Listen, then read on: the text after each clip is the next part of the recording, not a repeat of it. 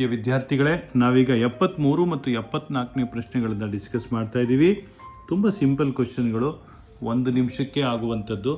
Memory based question ಅಂತ ಹೇಳಿದ್ರು ಕೂಡ ತಪ್ಪಾಗಲಾರ್ದು. ಸೊ dx/1 + x² ಅಂದರೆ ಟ್ಯಾನ್ ಇನ್ವರ್ಸ್ ಆಫ್ ಎಕ್ಸ್ ಅಂತೇಳಿ, that is the correct answer for this. 73ನೇ ಪ್ರಶ್ನೆಗೆ ವಿದ್ಯಾರ್ಥಿಗಳೇ, ಟ್ಯಾನ್ ಇನ್ವರ್ಸ್ ಆಫ್ ಎಕ್ಸ್.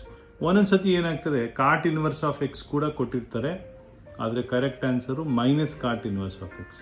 ಯಾಕೆ ಅಂತ ಹೇಳಿದ್ರೆ ನಿಮಗೆ ಗೊತ್ತಿದೆ, tan inverse of x plus cot inverse of x = π/2.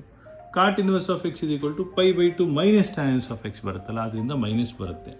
Otherwise ನೀವು ಸ್ಟ್ಯಾಂಡರ್ಡ್ ರಿಸಲ್ಟ್ ಹಾಕ್ಕೊಂಡು ಎಕ್ಸ್ = ಟ್ಯಾನ್ ಕಾಟ್ ಥೀಟಾ ಅಂತ ಹಾಕೊಂಡ್ರು ಕೂಡ ಅಲ್ಲೇ ಬರುತ್ತೆ.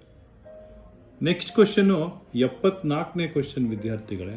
dx/a² + x²ಗೆ ನಮಗೊಂದು ಫಾರ್ಮುಲಾ ಇದೆ, 1/a tan inverse of x/a. So ಇಲ್ಲಿ a ಅನ್ನೋದು 3, ಆದ್ದರಿಂದ 1/3 tan inverse of x/3. 1/3 tan inverse of x/3 ಅಂದರೆ ಆಪ್ಷನ್ ಸಿ ಈಸ್ ಕರೆಕ್ಟ್.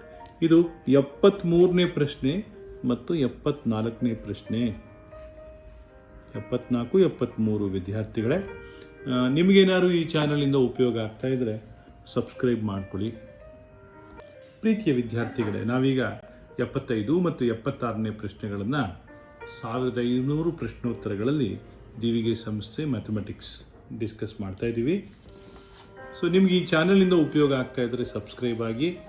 ಈಗ 75ನೇ ಪ್ರಶ್ನೆ, what is integral of dx/16 + x².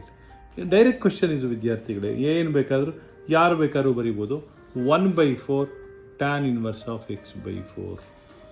ಆಮೇಲೆ 76ನೇ ಪ್ರಶ್ನೆ ಏನು, ಬ್ರಹ್ಮವಿದ್ಯೆ ಏನಲ್ಲ, ಅದು ಕೂಡ 1/√5 ಟ್ಯಾನ್ ಇನ್ವರ್ಸ್ ಆಫ್ x/√5.